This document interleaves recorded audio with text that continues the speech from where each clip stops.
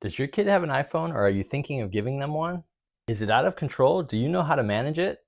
I'm going to show you how to set up Apple Screen Time so that you can feel better about the device that your kids are walking around with every day.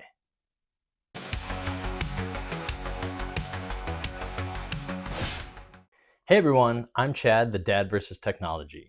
I have 20 years of professional IT experience. I also have 5 kids between the ages of 8 and 17. I've struggled with how to manage technology for my kids, but I've also learned a lot along the way. I'm here to share that with you and to help you get your kids' technology under control. All right, so I have an old iPhone here that I have reset and I'm going back through the setup process. Whether it's a brand new iPhone that you go through this process or an old one that's been reset, you're going to go through the normal setup wizard for this.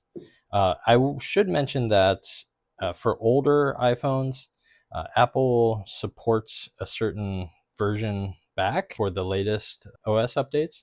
And so if you're thinking about giving an older iPhone to your kid, I'd recommend checking Apple's website on the iOS page. Scroll toward the bottom and it shows you the models of phones that are currently still supported with the latest iOS version. This will help protect the security of the phone by allowing for it to receive the latest security updates and such. All right, so let's get right into it here. So I've started the setup wizard. I've gotten to this point where it now asks for age range. You have a few different options here. You've got 12 or younger and 13 to 17. So I'm going to go ahead and just choose the child option. And now it's asking to connect to a family group. Now, one thing to know about the Apple Screen Time is that you have to have the device connected to a family group. And one thing to note for those with big families is you can actually only connect a total of 6 devices to a family group. So you could have, that could be 2 parents plus 4 kids, or any combination there, but a total of 6 people, sorry, not devices, 6 people can be connected to a family group with a myriad of devices that each person might have. So I'm going to go ahead and connect it to the family group now. If you have your device, your iPhone, you can bring it close and it'll automatically try to make that connection. I'm going to go ahead and do without a device, and I'm going to sign in with my account. Once I'm signed in with my account, now I can create an account for my child. We just need to put in the first name and the last name and a birth date. And then what it'll do is it'll send a verification email to the parent's email address for the parent's Apple ID. It'll give you a code to put in. And from there, then we have our family privacy disclosure. We'll go ahead and agree to that. We have terms and conditions that we have to agree to. And now we're at the point where we actually set up an iCloud email address for this account. You can also choose a different email address if you've already set one up for your child. Now I'll go ahead and click continue. And then you're going to confirm to create an email address, and then you'll be asked to create a password for the account. I'd recommend storing this password in your own password manager so that you have it always accessible. I would also recommend that you use a password manager to generate a secure password for this purpose. Here, I'll click continue. And now we choose the phone number. This will be the phone number that Apple sends a secure code to when the child's account is signed into a new device. So go ahead and use the default here. All right, now it's signing into the device with this new child account. And now it's giving us the option to start using the screen time parental controls. So we'll go ahead and click continue. We'll want to set up a passcode to lock down the parental controls so that a child can't access them on this device directly. Now we are able to set up the sharing location, which we'll want to do so that we can be able to track this device from our phone. And now it's wanting us to set up an iPhone passcode. For this purpose, to just skip ahead, I'm going to say don't use passcode. And that will allow us to do it later on from the settings. All right, now we want to allow for updating the phone automatically. Gonna turn on the location services. Basically, we're just finalizing the setup process here. For iPhone Analytics, I recommend for privacy reasons not to share with Apple. All right, and now we're ready to go. Now we've done the initial setup, but now we can go into the screen time and really fine tune the settings, and that's what I'm going to show you next.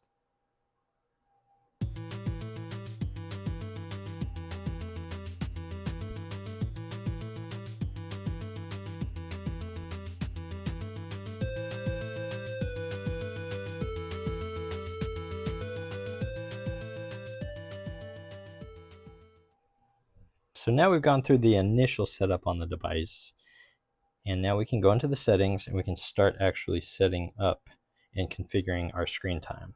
So from the settings, if we scroll down, we have screen time. And now we have lots of options that we can configure in here.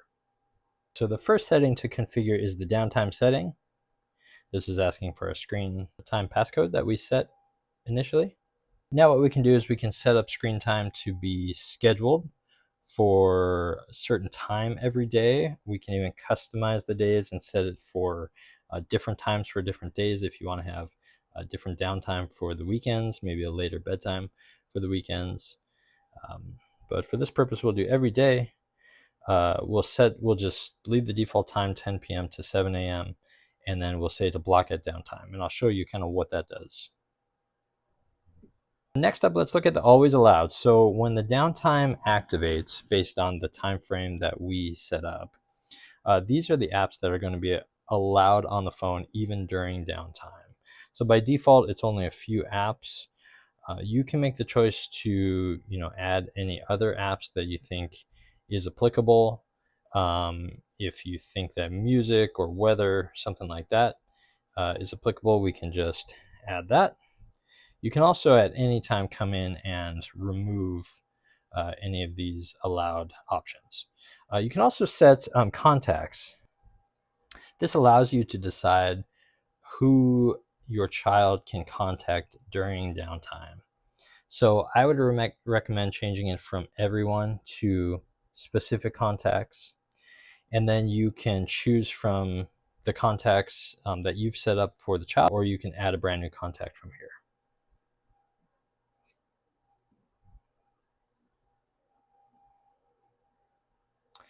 I'm skipping around a little bit, but I think it makes more sense this way. So if we go into communication limits, this is now where we can really control who our child can communicate with from this device. I highly recommend coming into this section and putting some thought into exactly who you want to allow your child to be able to communicate with. By default, it's open, as you can see, to everyone. And this last setting here for allow contact editing allows your child to actually go into the contacts and add phone numbers and people themselves into the contacts for this device. If you want to sort of lock that down and control who they can contact with, which I would recommend, you want to turn off allow contact editing. You want to turn on allow contact management so that you can actually manage their contacts from the screen time settings on your phone, which look the same, by the way, when you access these from your phone for your child's account. And then we're going to set the options for who can they contact during screen time versus who can they contact during downtime. So we can change it from everyone to either contacts only or contacts and groups with at least one contact. That middle option allows for like a group of contacts to be set up, and then they can communicate with a group, like in a group chat text message. I'll set to that. And then it sets the same setting for during downtime. You do have another option for during downtime, which is specific contacts. Which you can then choose only specific people. If you only want to add the other family members to be able to contact during downtime, that's what I do for my kids' devices. Also, the communication safety. This is where Apple will attempt to alert you if it notices anything in like a text message that Doesn't seem appropriate for children. So I would recommend leaving this on. Next, let's go ahead and take a look at the app limits. So this is the section where you can actually add time limits for either individual apps or different categories of apps. So when we go to add a limit, we see it has these various sort of pre-built categories for us. So if we want to limit games, for example, I've checkmarked that. We could also expand it. We don't currently have any games on here, but once you check the category, you can expand it to either apply to all within the category of games, or if there were some game apps installed on this phone, it would list the games and you can choose individual ones if you want. Click next. We'll add the time frame. We have the option to block at the end of the time limit. We'll go ahead and leave it. If you don't choose to block it, what it will do is pop up with a notification on the phone saying that the screen time limit has been reached, but it won't actually block access to that specific app. Now we have a app limit set up for the games category. We can then go in and add any number of additional limits for any other categories or individual apps as you see fit. I should note that those apps will also be blocked during when downtime actually activates in the schedule that you've set in downtime, unless that app has been set up in the always allowed app section. Lastly, let's take a look at this content and privacy restrictions section. Now there's a lot that's involved in this section. I do recommend that you use it. And we'll go ahead and walk through it here now. So first we have whether to block certain things with iTunes and App Store purchases. You can allow or disallow things like installing apps, deleting apps, being able to do in-app purchases, and requiring the Apple ID password when you try to get things from the App Store.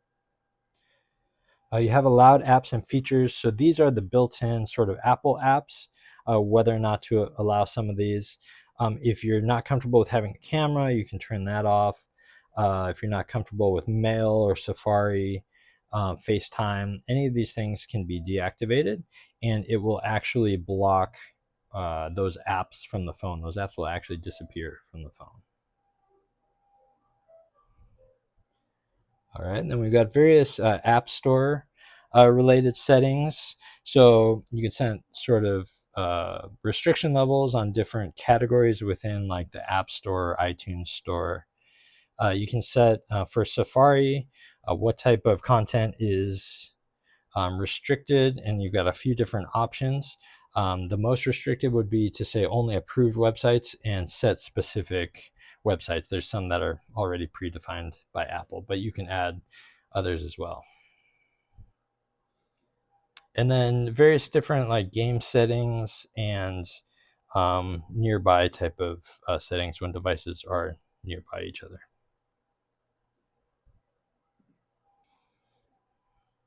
And then we have intelligence and Siri, different options here. We can choose for newer devices whether or not to allow the Apple Intelligence, the AI features to be available, and then whether or not to allow Siri to be available and different restrictions that can be put on Siri, including whether to allow for math results to be accessible. Next, we have the privacy section. So there's various privacy options, which essentially allow you to set whether or not your child on this device can change the privacy settings within the settings app.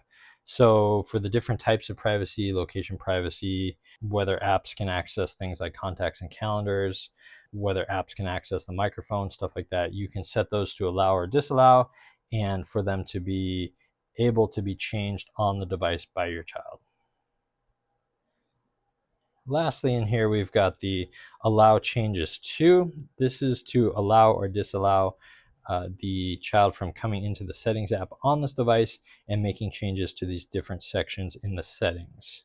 I would recommend for young children disabling a lot of these so that they aren't able to go in and make changes to the passcode, for example. And lastly that I'll mention is the screen distance. This says it's to reduce eye strain. What I found in my experience with my kids, that what happens is it ends up popping up with a pretty annoying pop-up saying to set the phone at a farther distance from your face, something like that. And so this became a nuisance for us. So what I did for my kids is I went ahead and turned that setting off. And then lastly, there's the share across devices. This allows for, if your child's going to have multiple devices, these particular screen time settings can be shared across those multiple devices. And that is how to set up screen time on your child's device. Once the child starts using this device, you can check the screen time settings from your own device as a parent that's linked in the same family. And you'll be able to see the daily averages, different graph here that shows up. You'll have a very similar, the same look and feel to the screen time when you come into its settings from your phone. And actually, every iPhone has screen time settings, even for adults. And I'll have another video that'll be linked in the show description about why adults might want to set up screen time on their own devices. But even if you don't use screen time on your own device, you can go into screen time from your settings app. You'll scroll down and it'll show your child. You'll click on them, and then it'll take you into this exact same view as you can see from the child's device with access to all the same settings.